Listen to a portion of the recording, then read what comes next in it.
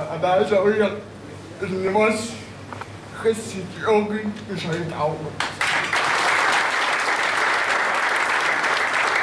أنا عايز أقول لك إن الانتخابات الرئاسة وكل الشعب المصري عارف إن فيها تزوير.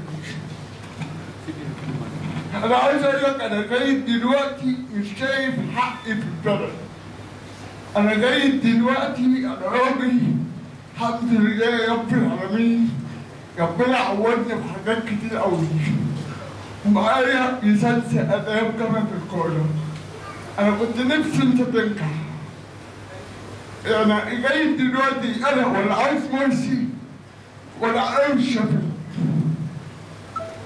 يعني أنا عايز أعرف البلد دي هتحس بيها إمتى؟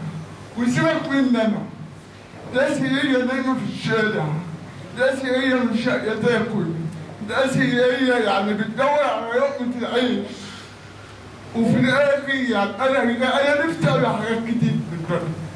أنا نفسي أساعد كل واحد. أنا مش عايز أقول إن أنا تعبان. ولا عايز أقول إن أنا بالمعنى الأصح معاق. يعني كله بإيدي ربنا.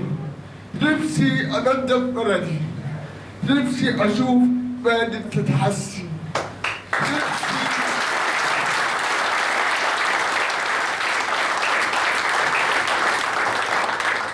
يعني نفسي الاقي كل ايد واحد وربنا سبحانه وتعالى هو اللي امرنا بكده.